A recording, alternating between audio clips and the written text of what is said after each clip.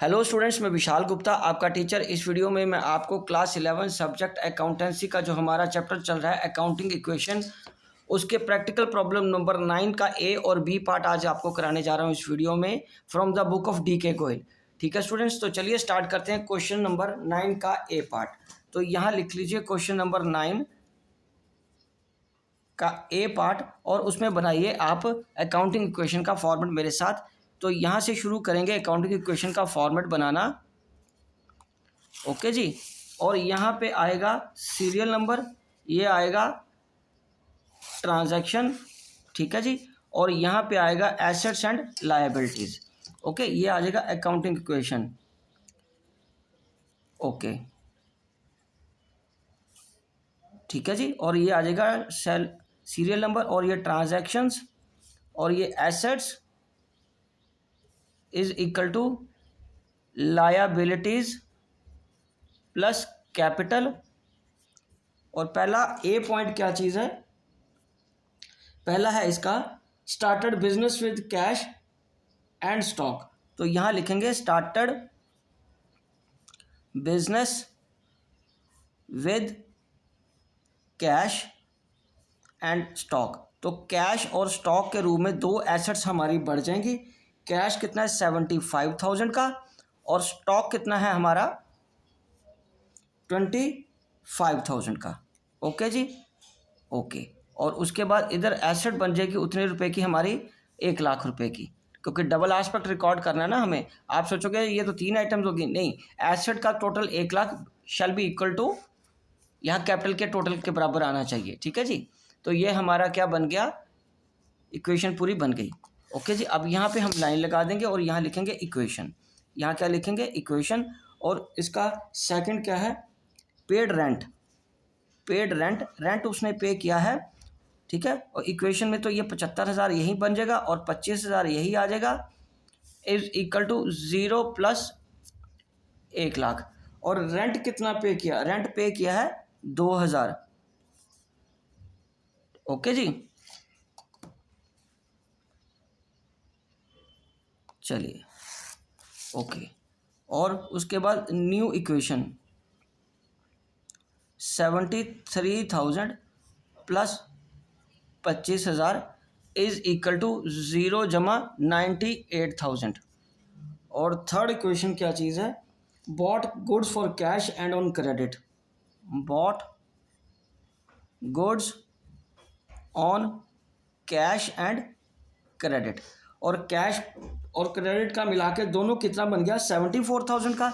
तो ये 74,000 का स्टॉक ऐड कर लीजिए, और कैश पे उसने कितना खरीदा 30,000, वो हम क्या करेंगे कैश में से माइनस कर देंगे, और बाकी 44,000 के क्रेडिटर्स बन गए, वो लाइबिलिटी साइड में आ जाएंगे प्लस 44,000।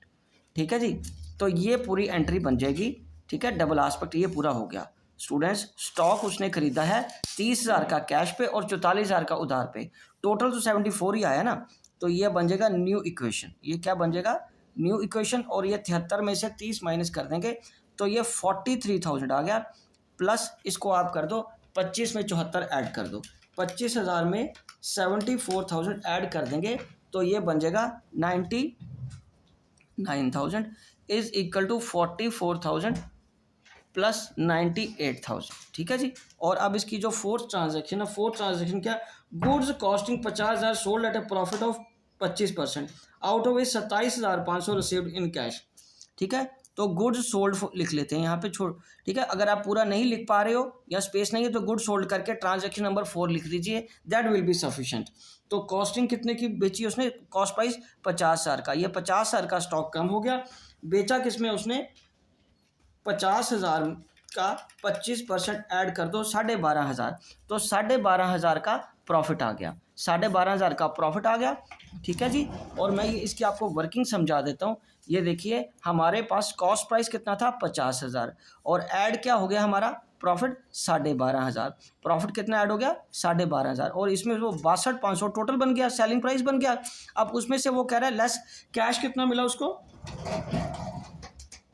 हाँ जी, कैश मिला उसको 27,500, 27,500 उसको कैश मिला है।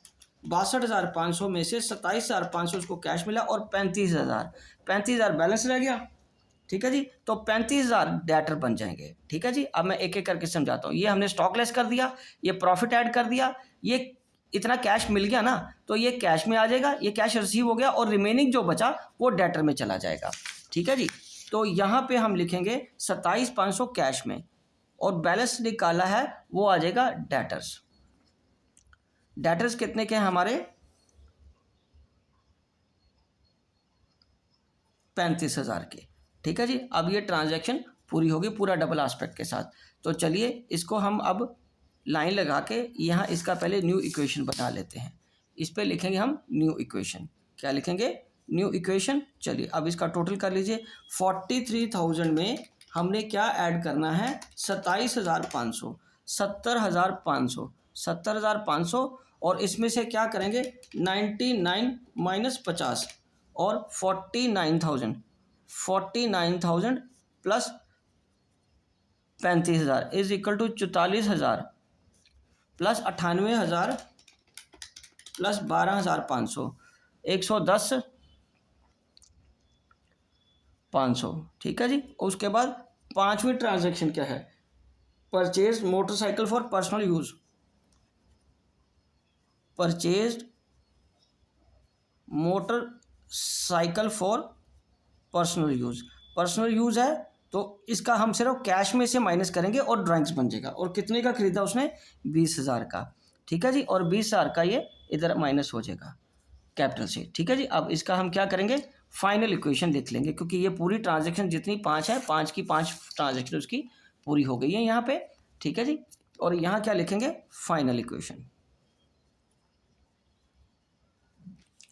70,500 माइनस 20,000 ये बन गया 50,500। 50,500 और स्टॉक कितने का है? 49,000 का। और 35,000 क्या है हमारा? डेटर का। 35,000 क्या है? डेटर का। और क्रेडिटर्स कितने हैं? 44,000 के। और बाकी इधर कितना बचा? ये 20,000 करना माइनस। ठीक है जी, ये 20,000 माइनस करना। 110,500 में से 110,500 में से 20,000 हम माइनस कर देंगे तो ये बन गया हमारा 90,500। 90,500 स्टूडेंट्स, ये 20,000 था ना हमारा ड्राइंग्स, तो ड्राइंग 20,000 ही माइनस करनी है तो 90,500 बन जाएगा। तो चलिए अब एक एक करके इक्वेशन मिला लेते हैं। ये रहा हमारा कैश 50,500, स्टॉक 49,000, डेटर्स 35,000। ठीक है जी, और ये क्या है? क्रेडिटर्स 44,000 और 90,500। तो ये क्वेश्चन तो हमारा कंप्लीट हो गया 9.A। ठीक है, अब हम आगे करेंगे क्वेश्चन 9B। चलिए 9B क्वेश्चन मैं आपको कराता हूँ। उसकी भी ट्रांजैक्शन 6 ट्रांजैक्शन है, कोशिश करेंगे कि ये एक ही पेज पे आ जाए। ठीक है, तो लिखिए 9 क्वेश्चन का बी पार्ट और यहाँ पे बनाइए इसका अकाउंटिंग इक्वेशन का फॉर्मेट। ठीक है जी, अकाउंटिंग इक्वेशन लिखिए यहाँ पे, अकाउंटिंग इक्वेशन। ओके, और यहाँ पे क्या आएगा? Serial number. ये क्या आ जाएगा? ट्रांजैक्शन। ये आ जाएगा आपका एसेट्स, ये लायबिलिटी प्लस कैपिटल। ठीक है जी, यहाँ लिखेंगे सीरियल नंबर, यहाँ आएगा ट्रांजैक्शन। ठीक है जी, ये आएगा एसेट्स, ये आएगा लायबिलिटीज प्लस कैपिटल। ओके जी, तो पहली ट्रांजैक्शन क्या आएगी? Raghu started with business cash. ठीक है, Raghu started business with cash. ठीक है जी, तो ये कैश बढ़ जाएगा। कितने का रघु लाया? 1.5 लाख का। 1.5 लाख का ये कैश आया। ठीक है जी, is equal to 0 plus 1.5 lakh. ठीक है जी, और यहाँ पे फिर हम लाइन लगा देंगे। फिर हम क्या करेंगे? लाइन लगा देंगे और ये क्या बनेगा? इक्वेशन। ठीक है, ये आ गया 1.5 lakh is equal to 1.5 lakh. Okay, उसके बाद बी क्या है? Bought goods for cash and credit. Bought goods for cash and credit. तो टोटल स्टॉक कितने का हो गया? 8 4 12, 1,20,000। ठीक है, ये 80,000 ये चला गया, ओके। और 40,000 के क्या बन गए, क्रेडिटर्स।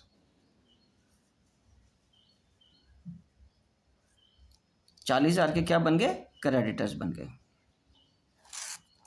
तो ये आ गया 150 में से 80 माइनस हो गया, ये बन गया 70,000 प्लस 1,20,000।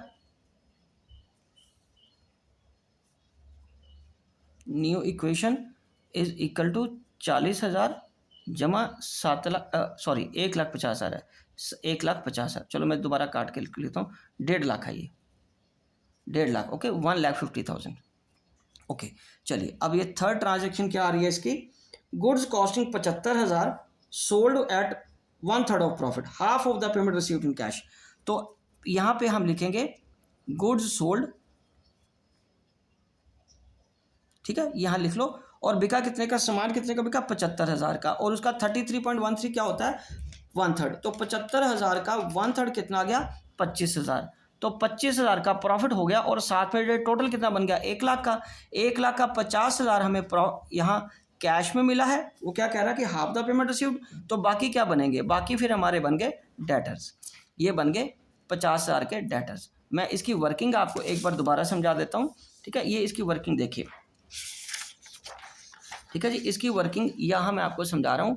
हमारे पास स्टॉक कितना था, 75,000 का कॉस्ट प्राइस का और 1/3 हमने प्रॉफिट ऐड किया, कितना आया, 25,000। टोटल बन गया 1 लाख। हाफ पेमेंट वो कह रहा है कैश में हो गई, हाफ पेमेंट वो क्रेडिट में हो गई। तो जो कैश में मिला वो कितना मिला, 50,000, और इधर क्या मिला, जो डेटर बन गया ना बाकी रिमेनिंग। तो इस तरीके से आपका ये डेटर बन गया, ठीक है स्टूडेंट, समझ लग गया आपको ये। चलिए अब इसको हम लाइन लगा देंगे, ओके, और उसका इक्वेशन का टोटल कर लेंगे। चलिए इसको लाइन लगा लीजिए यहाँ पे,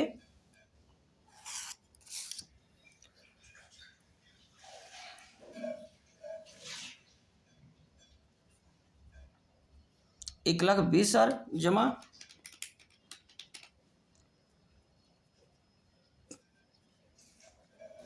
50,000 इज इक्वल टू 40,000 जमा 1,75,000।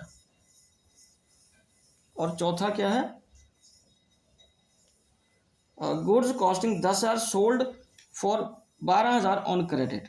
तो यहाँ पे फिर सामान बिका है, गुड्स सोल्ड, ठीक है जी। फोर्थ में कितने का सामान बिका है, 10,000 का। और डेटर कितने के बड़े हैं, क्रेडिट में, तो डेटर कितने बड़े, 12,000 के। और प्रॉफिट कितने का आया, 2,000 का। प्रॉफिट कितने का आया, 2,000 का, ठीक है जी।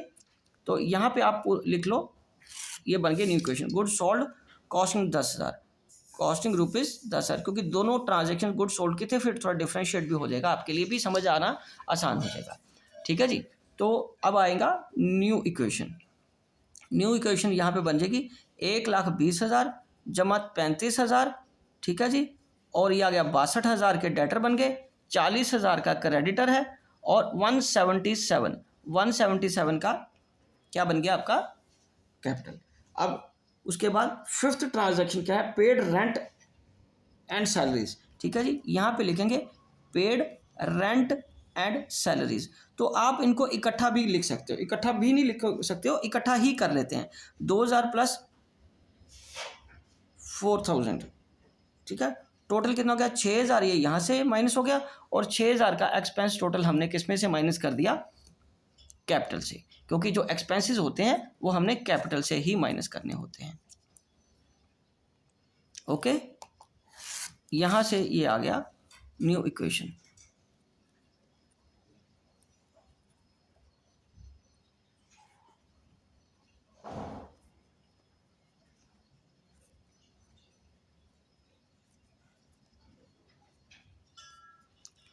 $171, ओके। और सिक्स ट्रांजेक्शन क्या है, goods costing 20,000 sold for cash, goods costing ₹20,000 sold for cash,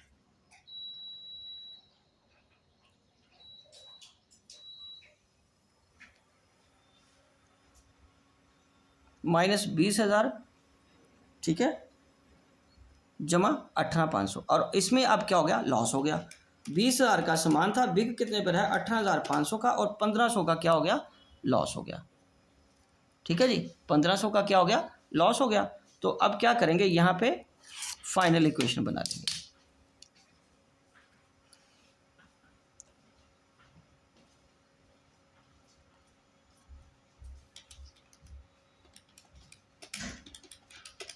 एक लाख 32,500, 1,32,500 जमा 15,000 जमा 62,000, 40,000 प्लस 1,71,000 में से 1500 माइनस करके 1,69,500। ठीक है जी, तो 1,69,500 यह आ गया हमारा कैपिटल। ठीक है, ओके। ये देखो 1,32,500 क्या है, कैश। स्टॉक कितना है 15,000 का, डेटर 62,000 के, 40,000 के क्रेडिटर्स हैं, और 1,69,500 का कैपिटल है, और साथ में उसने हमें बैलेंस शीट ड्रॉ करने को भी बोला है। तो चलिए बैलेंस शीट भी मैं आपको बता देता हूँ कैसे बनानी है हमने। आ जाइए मेरे साथ, बैलेंस शीट का फॉर्मेट बनाते हैं। 9th क्वेश्चन को ही आगे कंटिन्यू करते हुए 9B को, 9B क्वेश्चन नंबर है जो, उसी को आगे कंटिन्यू करेंगे और यहाँ बैलेंस शीट का फॉर्मेट बनाएंगे। बैलेंस शीट का फॉर्मेट मैंने आपको पहले भी एक क्वेश्चन में बना के दिया था। एक साइड बनती है लायबिलिटी और कैपिटल की, और दूसरी बनती है हमारी एसेट की। लायबिलिटी को मतलब जो कैपिटल होती है वो लायबिलिटी ही होती है। बैलेंस शीट, यहाँ आएगा लायबिलिटीज़, ठीक है, और ये आएगा रुपीज़, और यहाँ आएगा एसेट्स, और ये आएगा रुपीज़। ठीक है जी, ये अकाउंट नहीं होता, ये स्टेटमेंट होती है। बैलेंस शीट में सबसे पहले इधर लायबिलिटी साइड में लिखो क्रेडिटर्स। क्रेडिटर्स हमारे कितने हैं 40,000 के। ये देखो क्रेडिटर्स 40,000 के ना, क्रेडिटर्स 40,000 के हैं, और कैपिटल का बैलेंस कितना है 169,500। ओके जी, और उसके बाद क्या है कैश। कैश कितने का 1,32,500 का, और दूसरा क्या है स्टॉक। स्टॉक कितना है 15,000 का, और क्या है डेटर्स। डेटर्स कितने के हैं 62,000 के, 62,000 के। 40,000, 40,000 जमा 1,69,500, 2,09,500, 2,09,500। ठीक है, और 1,32,500 15,000, ठीक है, 2,09,500। ठीक है जी, तो ये हमारी क्या बन गई बैलेंस शीट। तो इसी के साथ ये दोनों क्वेश्चन कंप्लीट होते हैं, और मैं ये वीडियो भी यहीं कंक्लूड करता हूं। आई होप कि आपको अच्छे से समझ आ गया होगा। अब बाकी क्वेश्चंस के लिए मेरे चैनल को सब्सक्राइब करना ना भूलें और वीडियोस देखते रहें। ओके जी, डन।